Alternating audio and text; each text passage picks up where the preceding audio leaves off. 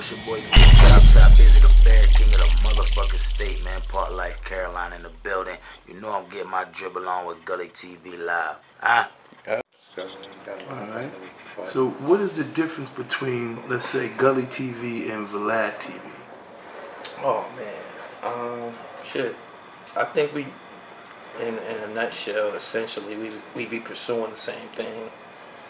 Internet, dominance. We want to pursue the hot stories, the stories. We want to pursue them first, because that's who's of course going to generate the most views and shit like that.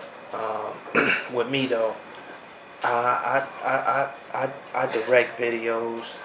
I write scripts. I do artist development. Like when I encounter somebody that I'm filming them, I'm gonna give my input the entire time, even if it's something as minute as an interview. You know what I'm saying? I might tell a nigga, you know what I'm saying? I've told big niggas, yo, you should turn your hat around, my nigga.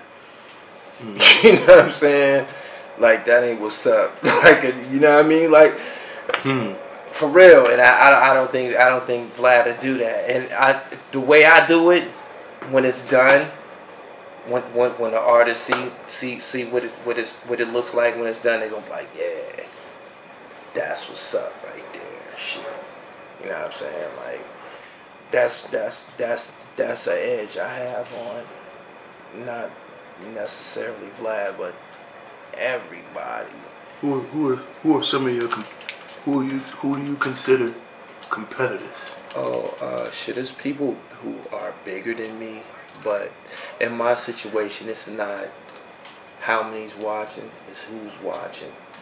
You know what I'm saying? I cover shit that exclusives. You know what I'm saying? You only can see Haitian Jack on my platform. You only can see. Speaking of Haitian Jack, how off of that interview, how are things going? Like, what are some of how are the responses? How about the responses? My life hasn't changed much. I've developed a lot of great relationships on behalf of, my relationship and affiliation with Haitian Jack, but it's still work to me, you know what I'm saying? Like, I haven't, it hasn't afforded me a situation where I can put my feet up or nothing like that. Like, my deed with the Haitian Jack situation, it isn't done. I'm gonna do something blockbuster with that shit. Yeah, that's big. Now I want to ask you this, and this doesn't have anything to do with the Haitian Jack situation. I want you to clearly define to me, in your own words, what do you think the true meaning of snitch or snitching is? Snitching is having a co-defendant, of course, or a co-defendant, or an indictment or docket number containing the names of others. That's what binds you with someone else in court, a docket number. So if you're involved in any way with a docket number with someone else, and you offer information or you testify, that's snitching. I think the definition of snitching has been twisted to different people's advantages. They got this dry snitching thing. A lot of these, moral values and, rules only exist in, like, the black community. My thing is this, in journalism and in music, we pursuing the story and the key players involved with these stories, because only they can give you a first-hand account. You dig what I'm saying? And at any point, especially in my position, when someone is, told or cooperated, I approach it like this. If it lands in my lap, because it has. Brian Glaze Gibbs killed a lot of people. 18. Me and him talk, text. He be texting me. You know what I mean? I talked to him on the phone and shit like that. And he's in witness protection, or just, yeah, he's in witness protection right now. I got his book. He sent me his book. I read it. The shit is like a cowboy movie. It's associated with Fat Cat and a bunch of other New York City famous gangsters. He killed some famous niggas. And it's the story. You dig? If you don't get it from the participants, you don't get it from the... Let me ask you this. It's from, you know, this from your standpoint. Let's say if it's a scenario, two guys are both charged with the murder of a person. Right. Even though maybe one person may have put the bullet inside this person that killed him. Mm-hmm. Could one snitch on the other, or should one say, do we both go to jail for this, or do we, or nah, the shooter got to eat that. How do we know who the shooter is? In our world. What if we don't know who the shooter is? How do you know who eats it then? You said there's two people involved with the murder of one. So there was three people there. One is deceased. So amongst these two people, one had to fire shots. Both of them fired the shots. We just don't know which one fired the shot that actually killed him. Oh, they gotta go to bat together. They gotta go to bat together. Yeah. So do you not feel like if that was the scenario, you would say both of them, in my opinion, mm-hmm. both of them should go to court and say, I don't know what happened. I didn't do you think anything. if needed, the boogeyman shot him. But then, do you think, you know? It was another nigga here. I don't know where he went, but I didn't do it. And my man, he probably should say the same thing, especially if they didn't find no hammers. I done seen niggas get off. I'm just asking. I done seen niggas go to bat and get off, man. Right. Guilty niggas, you know what I'm saying? Like, go to bat and get away, like. But have you ever seen a scenario where someone says, you know what, of the two people being charged, the one with the lesser responsibilities, the one who doesn't feed as many families. So in other words, if I'm responsible for feeding 100 families, oh, he should go home. And then if you the breadwinner should go home. But the breadwinner should go home. Absolutely. But what happens a lot of times is the breadwinner go home and he kind of lead a nigga behind. He might knock his girl off in the process too. I've seen it happen. But have you ever heard of the situation where the breadwinner goes home, but just because he's the breadwinner, now they call him a snitch? Yeah. Oh, whoever gets out. Anybody that sold any drugs for any length of time has been called the police, my nigga. Mm-hmm. If you spent any time, niggas be on some weird shit, my nigga. Motherfuckers, oh, he the police. For what? He wore his hat this way. It looked funny to me. That nigga the police. Niggas do say goofy shit like that. Do you believe in the saying that it takes a person to be of it to call another person that?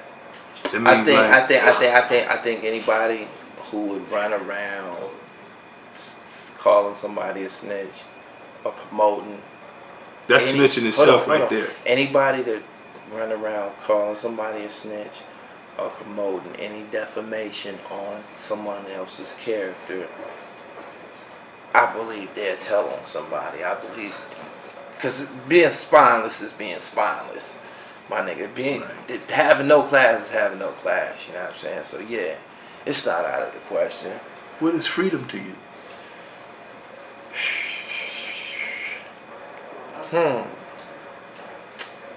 Freedom is being, in my opinion, because I've been incarcerated a lot.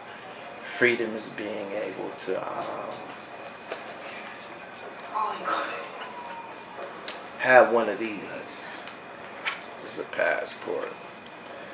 And I done been in all kind of trouble, but I cleaned up my life. And the United States, despite, you know, a lot of the shit that go on here, police killings and shit like that, this is one of the only countries that you can, you know, like legitimately get busy with no restraints, like overnight success. You can't do that in other countries.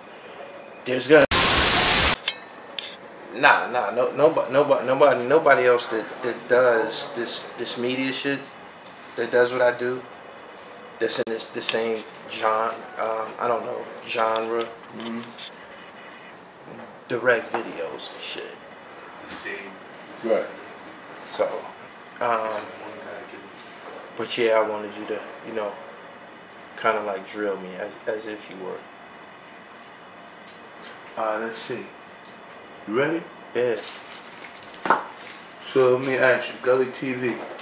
Where did you come up with the name Gully TV? Why Gully? Why did you name it Gully? Shit, in a nutshell, initially the name Gully TV came by way of a premonition. I don't know if you are familiar with the way messages can come. Divine messages can be, they can present themselves. They can come in, you know, I don't know, various. You can get signals, signs, or whatever. In my case, I seen Gully TV. I seen it on the wall and shit. I was laying in jail. I was on my bunk and I was looking on the wall and I thought I seen it. As if it was like spray painted, but it wasn't there, of course. But I hopped down and you know, I had a pen and an ink pen and a tablet on my desk and shit. I wrote down what I thought I seen. It was the word Gully TV. And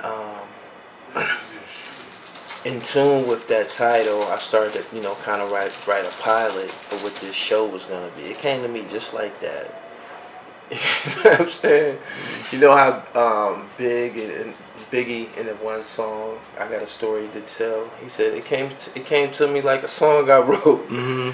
It just came to me. Look, it just came to me. The pilot, the script, everything that I wanted the show to be, it was just fluid. I wrote it all out on paper that day. Right. You know what I'm saying? And originally, you had to fit a certain criteria to get on Gully TV originally. What criteria is that? I wanted to film all of the degenerate rappers, all of the niggas that was, you know, getting in trouble. The niggas that you know, the Gully rappers, the ones who I consider to be like the Black Robs, the Beanie Siegels, the DMXs. Problematic. You can say problematic, but the ones who kind of like their lifestyle reflects the music to a T almost. You know what I'm saying? And yeah.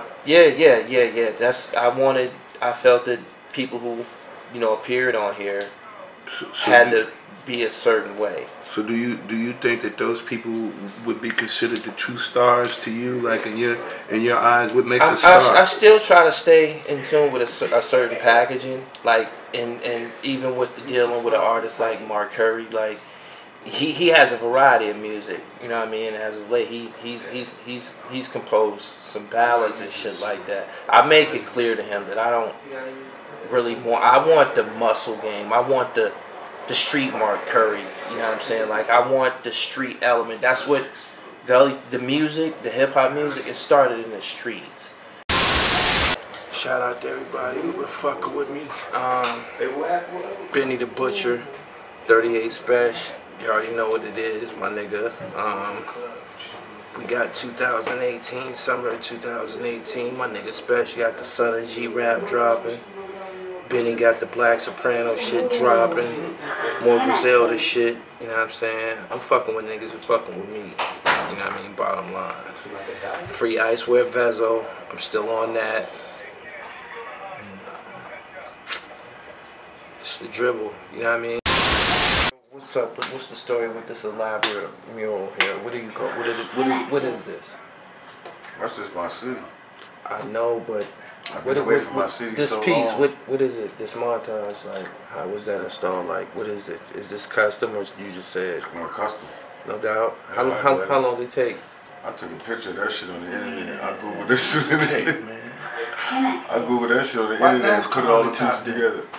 NASDAQ, nigga. I thought So that you shit took says pictures? You Michael. know what that mean? NASDAQ. That's the, you know, that's where we want to be at. That's where I want the Jutax brand. See, I'm on every dude. You know, I'm you know, Go ahead. I Give it want to up. be on the NASDAQ. That's the goal. To be able to, you know, sell shares and stocks within their system. So this is the financial pulse of the United States on the wall right here. Well, that's 34th Street. You know, that's Madison Square Garden right there, right? Yeah, MSG. Yeah, you walk around, you know, then you got the Empire State Building all the way down there. The shadows. Do I got the Twin Towers in that picture? That would have been cool if I'd have had that. Then you got 42nd Street Entertainment. Then you got the Statue of Liberty. Statue of Liberty, no doubt. See, you know, and they all different segments. And when it came together, it just came together. I just really was being different. So what borough you from? That's dope. The Bronx, BX. Play basketball. all of that. What school you went to? Truman, Rod Strickland, yeah, nigga.